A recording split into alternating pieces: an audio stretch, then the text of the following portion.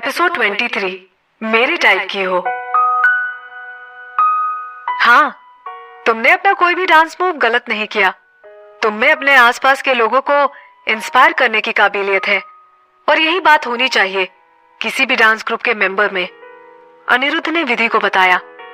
विधि को अपने सवालों के जवाब मिल चुके थे। अब विधि को पता था कि अनिरुद्ध ने उसे उस वक्त खास तौर पर क्यों चुना था। सभी ट्रेनीज कुछ सालों से ही अपने डांस की प्रैक्टिस कर रहे थे। आखिर वो अपनी पिछली जिंदगी के 15 साल के कड़े प्रैक्टिस का मुकाबला कैसे कर सकते थे। और एक डीवा के रूप में उसने हर तरह के हालातों का सामना किया था, चाहे वो कितना भी मुश्किल क्यों ना हो। किसी को इंस्पायर करना उसके लिए कोई बड़ी बात नहीं थी। एमवी के समय मेरी नजर खास तौर पर तुम पर थी। भले ही तुम सबसे शानदार नहीं थी, पर तुम्हारी इंप्रूवमेंट लाजवाब थी।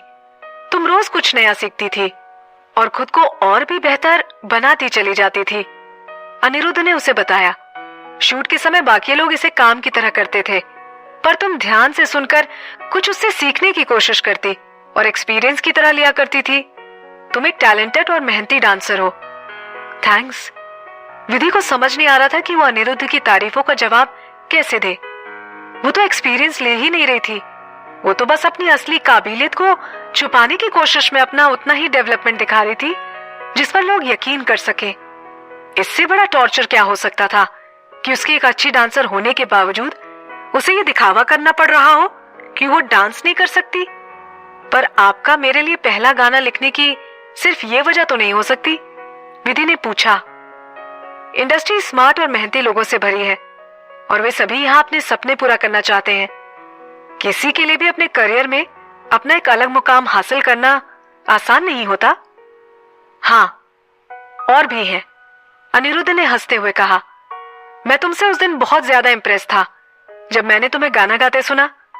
तुम बालकनी पर खड़ी होकर विधि का गाना गा रही थी। हालांकि वो गाना तुम्हारी आवाज के लिए सही नहीं है, पर उसमें तुमने जो मॉडिफिकेशंस किए थे उस वजह से तुमने उस गाने को बहुत ही अच्छी तरह गाया।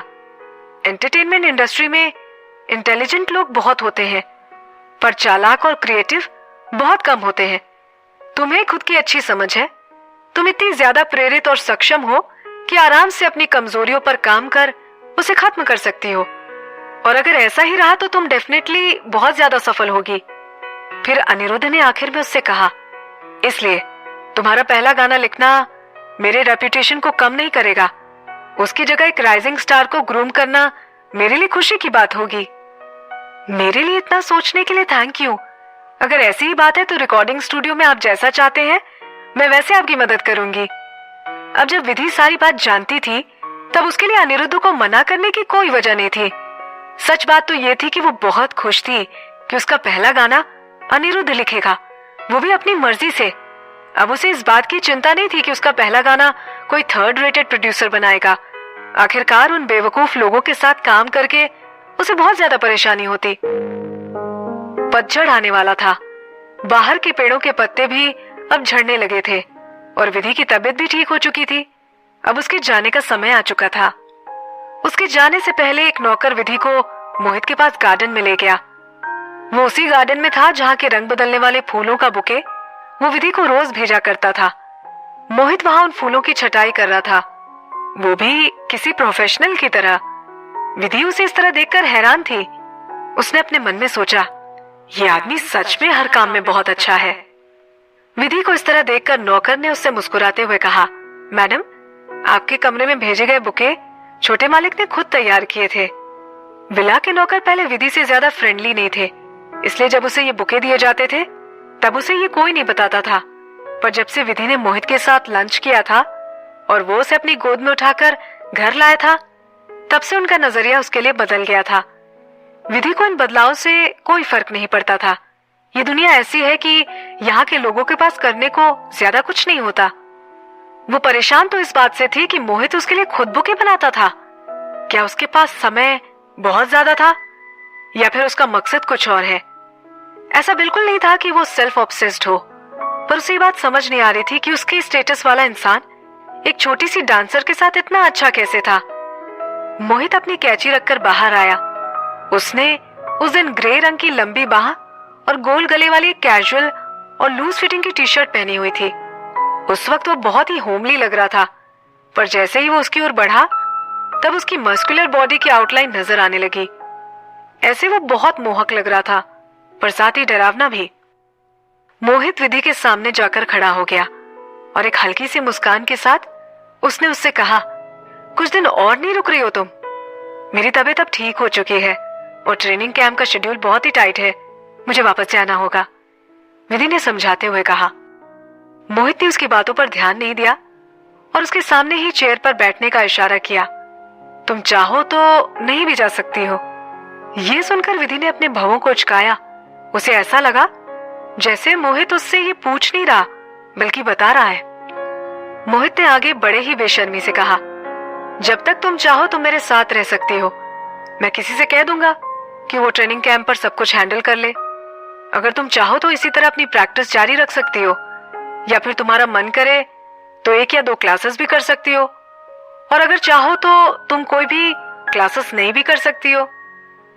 कुछ बातें ऐसी होती हैं जिन्हें सीधे सीधे नहीं कहा जा सकता था। यहां बात अलग थी। विधि को समझ नहीं आ रहा था कि उसने क्या सुना। उसकी दोनों जिंदगियां यूं ही बेकार नहीं जा सकती। मोहित उसे सब कुछ देना चाहता था। एंटरटेनमेंट इंडस्ट्री में ये बहुत ही आम है, इसलिए इसमें कोई हैरानी की बात नहीं थी। उसकी पिछली जिंदगी में अगर आरव नहीं होता तो उससे ये बात कई लोगों ने कही होती, पर क्या वो उसकी रखेल नहीं थी?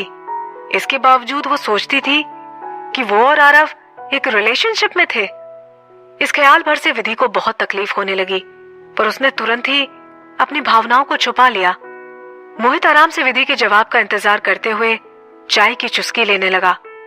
उसने बड़े ही एलिगेंस के साथ अपनी बेचैनी को छुपा रखा था और बहुत ही शांत, फर्म और चार्मिंग लग रहा था। तब विधि ने सोचा, एक ऐसा आदमी जो हैंडसम, रिच, पावरफुल और इतने ऊंचे स्टेटस का हो, क्या उसे कोई भी खूबसूरत लड़की नहीं मिल सकती जिसे वो चाहे? तो फिर मोहित की नजर उस जैसी एक आम लड़की पर क्यों पड़ेगी? विधि उलझन में थी, पर उसने अचानक से पूछा, क्यों? मोहित ने उसकी ओर देखा और उसकी आंखों में एक चमक आई। जैसे कि मैंने तुम्हें पहले कहा था, तुम मेरे टाइप की हो, तुम प्योर हो और तुम जानती हो कि नाजुक समय में कैसे बर्ताव किया जाता है। ये सुनकर विधि की आंखें बड़ी हो गई। प्योर? वो उसके शरीर से उसका आकलन कल कर रहा था कि वो उसकी रखेल बनने के लिए ठीक है या नहीं। शायद उसने उसके लव लाइफ के बारे में पता लगाने के लिए भी किसी से कहा होगा। ये सोचकर वो बेइज्जती महसूस करने लगी। वो अचानक से अपनी जगह पर खड़ी हुई। आपको निराश करने के लिए आई एम सॉरी बॉस, और मुझे नहीं पता कि नाजुक समय में कैसे बर्ताव किया जाता है। कल मैं जा रही हूँ। और उसने उसे नहीं रोका। जब अगले दिन वो जाने लगी तो उसने एक नौकर को उसे बाहर छोड़ने के लिए कहा। उस नौकर ने उसे उसका सामान बाहर ले जाने में मदद की और उसे एक डब्बा देते हुए कहा, मैडम, छोटे मालिक ने पिछली बार आपका फोन गंदा कर दिया था, इसलिए ये नया मोबाइल फोन आपके लिए गिफ्ट है, प्लीज आप इसे रख लीजिए। तब उसे याद आया कि पिछली बार मोहित को चोट लगी थी, तब उसने उसे अपना फोन दिया था और उस वक्त उस पर खून लग गया था। उस वजह से वो बहुत दुखी थी। पर किसे पता था कि मोहित ने उस वक्त ये नोटिस कर लिया था। पर दिक्कत की बात यह थी कि उसका गिफ्ट देने का इरादा सही नहीं था, जिस वजह से उसे ले नहीं सकती थी। विधि ने मना करते हुए कहा, मैं आपके छोटे मालिक की इज्जत करती हूँ, पर मैं ये नहीं रख सकती। नौकर को पता था कि ऐसा ही कुछ होगा, इसलिए उसने उससे कहा, छोटे मालिक ने कहा है कि अगर आप ये नहीं लेती हैं तो वो आपके साथ पूरी तरह से ईमानदार नहीं थे, और अगर ऐसा है तो मैं कुछ लोगों के साथ ट्रेनिंग कैंप जाऊं और आपको ये वहां दूं। मैडम, प्लीज मेरे जैसे एक छोटे से नौकर के लिए इसे और मुश्किल मत बनाइए।